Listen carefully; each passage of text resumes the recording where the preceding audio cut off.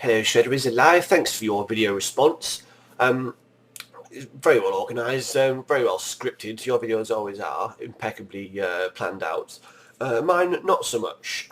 So when I say things that maybe aren't quite as clear as you would like them to be, you know, on a plate for you to eat up, then it does give opportunist little shits like you the chance to jump on certain things that I've said and try to misrepresent them and say that this makes everything he has said ridiculous and you should not listen to it at all. That's what you've basically done. Actually, you know what? I think I did make things very, very clear. Your whole point, the whole video basically tries to discredit this idea of Shamir as someone who's not anti-Semitic or not a Holocaust denier. I made it very clear what I meant by saying he's not a Holocaust denier. He has never denied the facts of the Jewish tragedy. In fact, you read out this big long paragraph that was supposed to somehow indicate that he is a Holocaust denier and an anti-Semite. The vast majority of that paragraph that you read out, Shredder, was admitting the atrocities of the war. And there was just this one little sentence at the end that said something along the lines of, they didn't forgive easily, as is typical for Jews. So this is the one little sentence that was supposed to make him a Holocaust denier and anti-Semite. What is he basing that on? Is he basing it on previous criticisms of Jewish politics, Jewish state? He has criticised Israel quite a lot, yes. But actually, getting to the crux of it, the whole point that you're making is irrelevant. So even if, and as I stated in my video, which you're so kind to clip from, although you didn't clip the next bit that I'm going to remind you of, I did say, even if, in the worst case scenario, this guy was a fully blown Holocaust denying anti-Semite, it does nothing to discredit WikiLeaks or Julian Assange. You said that you didn't have to give the evidence that showed that Julian Assange apparently knew that this guy was such a terrible evil person. Why should I have to submit this email? And aren't some things allowed to be private, or words to that effect? Unfortunately, this isn't the video that I wanted to make today. I wanted to make something about Bradley Manning and his worsening conditions at Quantico Brig, and also the fact that he's been charged with aiding the enemy, which is a ridiculous charge. It's a whole other video. Unfortunately, I'm not going to be able to make that one today because I'm having to do this. You said that I call you out for being a drama whore unnecessarily for anything that you do or say. Well, no, not really. You yourself have actually admitted to being a drama whore, and when in the past I've told you this, this is when it's been, you know, I've based this when you've made videos, entire videos about a single tweet from someone, or when you've littered your videos with unfounded and heinous personal insults. Yes, getting back to Shamir, I've made very clear the aspects of which he is not a Holocaust denier. He's never denied the facts of the Jewish tragedy. I read out clearly that he denies Holocaust as a martyrdom kind of meme. And this is what he denies. I linked to his website. You can all go and have a look and decide for yourself. But again, it's kind of irrelevant. ShredderIsAlive is asking us to believe, without evidence or proof, that Assange was well aware of this guy's full political leanings, and that he agreed that this was any reason to not allow him to be a journalist in receipt of these cables. Assange and WikiLeaks have worked with hundreds of journalists around the world. There are now 50 different media organisations publishing cables. They do not have to agree with the political analysis that is carried out by all of these journalists and publications.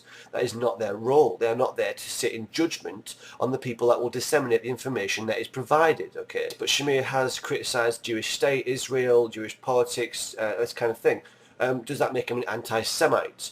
Well, I guess in the same way that I'm anti-American, apparently, for daring to criticise the corruption and evils that we see being carried out by the US government. So yes, you're not allowed to make criticism of US politics without being labelled an anti-American. And similarly, it seems you're not allowed to make criticism of Israel and anything done by Jewish states without being labelled an anti-Semite. But actually, again, as I stated in the video you're replying to, Shredder, it doesn't even matter if he was a fully blown anti-Semite. What has his role been here? It has been to receive and disseminate a small number of cables, raw data, information written by the political diplomats taken from the CyberNet network. That's all he's done. Okay, so how does that discredit WikiLeaks at all? They are not there to place judgment on the political analysis by the people that are in receipt of the information that they have held. Yes, and it's guilt by association, Shredder, and I think you would have moved past that kind of playground criticism. It's ridiculous. I mean, I had a big problem with Richard's first video to me because basically me and him both have a lot of high regard for a certain person on YouTube that has been labelled an anti-Semite and Holocaust denier themselves for making similar claims, that they do not accept every single fact that has been published about the Holocaust. Talking about Emendum, of course. This is a guy that Coughlin has made tribute videos for. It's a guy that he has featured on his channel and has a lot of time for and associates with regularly. Okay, so this guilt by association that Coughlin was saying is a valid criticism of Assange and WikiLeaks is the exact same criticism could be levelled at him for daring to associate with Emendum. Now, I want to ask Coughlin, I don't know, Shredder, what your views are on Emendum, but do you think it makes you a cunt for associating with Emendum because he's had these same allegations levelled against him? You know, as Emendum is someone who said, you know, I don't accept every single fact that is supposed to be taken as read by those talking about the Holocaust. Things like gas chambers. Does it make that person discreditable in everything else that they do and say? Okay. Does it make that person lacking in integrity? You know, I would say that Coughlin would say no, it does not make the person that we have in common on YouTube here with those similar views, it does not invalidate that person's positions. It does not make them lacking in integrity one little bit. So your whole main point of this video, Shredder, is irrelevant. Okay, I offered this up myself. I'll say it again. Even if Shamir was everything that you are saying he is, a fully blown Holocaust denier, a balls out rabid anti-Semite, it does make no fucking difference, okay, to his capacity in relation to WikiLeaks. He's a journalist who has met with WikiLeaks staff only twice and has been allowed to look through and disseminate a small portion of the cables, raw data written by diplomats. That is all he's done in relation to WikiLeaks. It does nothing to discredit them, sorry. You said to some people WikiLeaks can do no wrong. I mean, who are you talking about there? Are you talking about me? You are aware that this entire conversation started when I made a video called Has Assange Become a Liability? Okay, in which I criticised various aspects of his involvement with WikiLeaks. So you're obviously not directing that criticism at me, so you know, thanks at least for that. Then you made fun of the idea that apparently there's some kind of conspiracy to discredit Assange. Yeah, not a conspiracy, proven, documented fact, Shredder. Okay, I did mention it in the video that you replied to, but I'll say it again. The CIA Red Cell leak was come out, okay, that detailed that the American government was making a pointed attack to personally discredit Assange and the staff of WikiLeaks, okay. A CIA Red Cell memorandum, okay. We've seen this, I'll link it again, go and have a look. Then you said that apparently I've said that, you know, that Manning has been kept under torture conditions with no evidence of this, apparently. No evidence, really. Apart from the fact that it's already been admitted by Quantico Brig that he's been stripped naked for 7 hours every day, okay? That he's kept under maximum security and prevention of injury watch for over 8 months now against Quantico Brig's own medical doctor's advice, okay, own psychological assessment. They have said this is wrong to keep him under these conditions. He's not a danger to himself or anybody else. Maximum security and prevention of injury watch is something that is only usually used for a very short period of time. Manning has been on maximum security and prevention of injury watch for over 8 months against the advice of Quantico Brig's own psychological assessments. Okay, he's had friends that have visited him, reported on him basically being catatonic. In meetings, it's very difficult to communicate. The conditions of his imprisonment are well known and well documented on, and many human rights associations have said that this is analogous to torture.